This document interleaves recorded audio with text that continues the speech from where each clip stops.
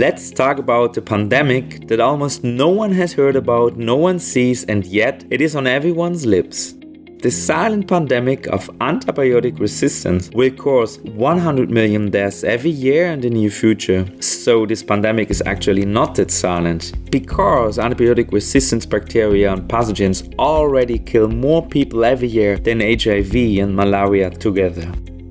It is urgent to understand how tiny antibiotic resistance organisms have been able to spread so rapidly across the globe and what man-made mechanisms are contributing to this.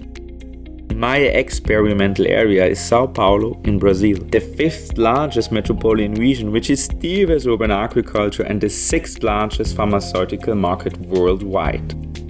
My research aims to determine the prevalence of antibiotic resistance pathogens in the aquatic environment of Sao Paulo's urban agriculture. It also aims to identify their pathways of spread through food production processes into human hosts.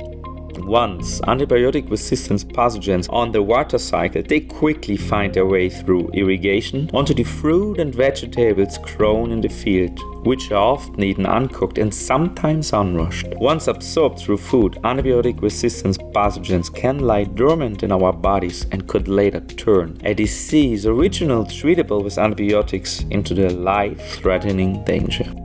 To ensure that antibiotics, the one seemingly omnipotent weapon in the fight against bacteria, do not lose their effectiveness, I'm trying to gain insights into the spread of antibiotic resistance pathogens via PCR.